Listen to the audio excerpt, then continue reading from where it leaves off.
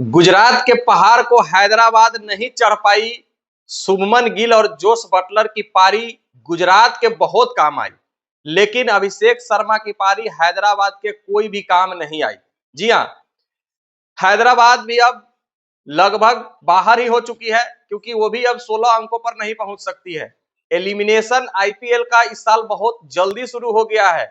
अभी मई का first week ही शुरू हुआ है कि एलिमिनेशन चालू हो चुका है। पहले चेन्नई सुपर किंग्स छटा गई, उसके बाद राजस्थान रॉयल्स छटा गई, और आज लगभग अब हैदराबाद भी छटा ही गई, क्योंकि भाई एक तो नेट रन रेट माइनस में है और अब 16 अंक तक नहीं पहुंच सकते हैं, और 14 अंक पर तीन तीन टीमें ऑलरेडी पहुंच करके बैठी हुई है, और अभी भी उन तीनों टीमों का कम से कम 3 मैच बाकी है।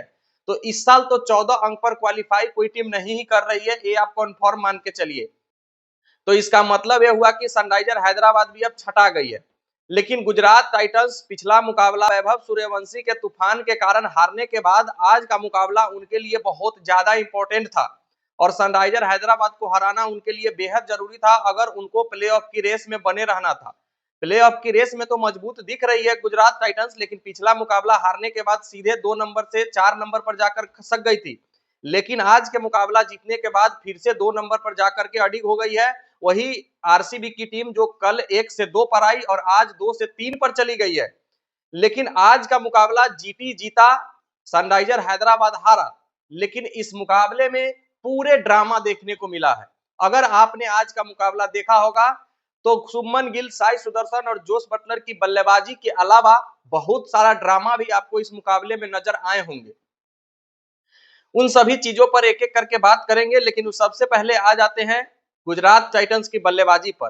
भाई साहब, सनराइजर हैदराबाद ने टॉस जीतकर पहले गेंदबाजी करने का फैसला कर लिया और सोचा कि चेस कर लेंगे, लेकिन शुभमन गिल की टीम और शुभमन गिल की बल्लेबाजी और अहमदाबाद का ग्राउंड, कुछ अलग ही प्रेम है भाई। शुभमन गिल का उस ग्राउंड से अलग ही प्रेम है। 22 इनिंग में मात्र वहां पर 1000+ रन बना चुके हैं, और गुजरात टाइटंस के लिए जो ये त्रिमूर्ति है, जिसका नाम जोस बटलर, साई सुदर्शन और शुभमन गिल है, ये तीनों तो समझिए गुजरात टाइटंस की नैया को अकेले पार लगा देते हैं। ये तीनों के अलावा दूसरा बल्लेबाज की जरूरत ही नहीं पड़ती है गुजरात को बल्लेबाजी करने की। हाँ, किसी भी मैच में आप उठा करके देख लीजिए, 11 मैच हुए हैं, 11 मैच में आप कोई भी मैच उठा करके देख लीजिए जिसमें तीनों में से कम 2 खिलाड़ी अगर ना चले हो तो आप कहिएगा। तीनों के तीनों तो चलते ही हैं, लेकिन कम से कम 2 खिलाड़ी तो इन टॉप ऑर्डर का जरूर चलते हैं। किसी दिन अगर शुभमन आउट हो गए तो साई सुदर्शन और जोस बटलर चल जाएंगे, किसी दिन सुदर्शन आउट हो गए तो शुभमन गिल और जोस बटलर चल जाएंगे, किसी दिन अगर बटलर नहीं चले तो इन दोनों ने ही ओपनिंग में साझेदारी 120-130 का कर देना है। और आज भी वही हुआ है। साई सुदर्शन 48 रन, शुभमन गिल 76 रन और जोस बटलर 66 रन, अकेले तीनों ने मिलकर गुजरात की नैया को पार लगा दिया है। किसी और बल्लेबाज की क्या जरूरत है। शुभमन गिल साहब आज भी शतक डिजर्व करते थे, लेकिन वो रनआउट, जो पता नहीं रनआउट था कि नहीं था, वो आप लोग बताइएगा। रनआउट के कारण उन्होंने अपना शतक तो छोड़ा है, लेकिन टीम को टॉप 2 में जाकर के पहुंचा दिया है।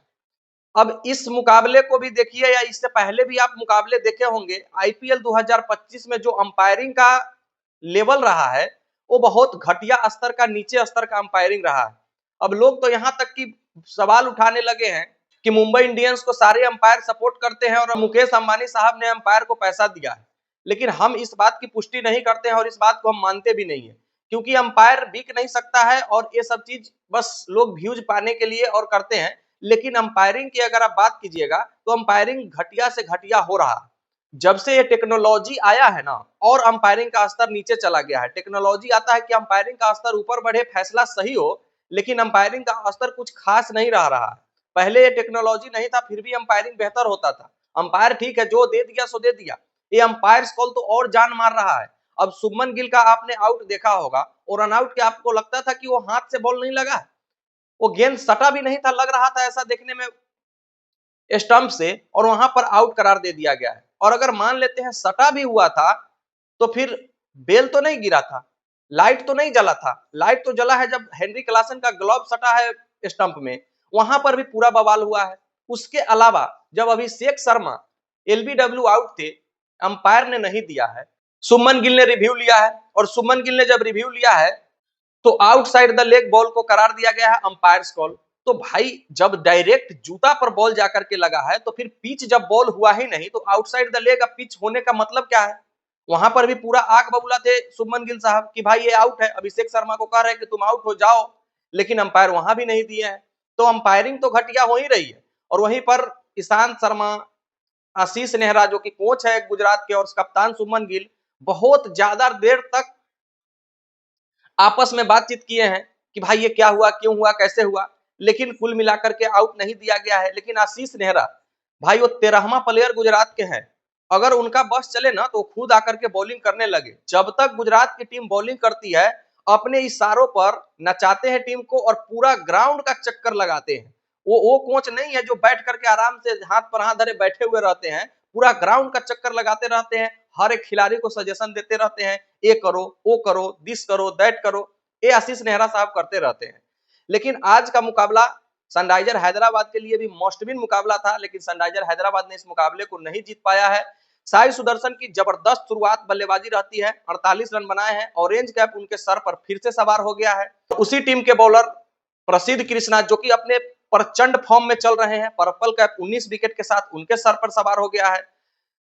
जोश बटलर ने जबरदस्त पारी खेली है, शुभमन गिल ने अच्छा पारी खेला है और गुजरात की टीम का स्कोर 225 रन पहुंचा दिया है। 225 रन जब बनते हैं तो वहां से जीत पाना किसी भी टीम के लिए आसान नहीं होता है, जब तक कि वैभव सूर्यवंशी जैसे बल्लेबाज आपके टीम में नहीं हो।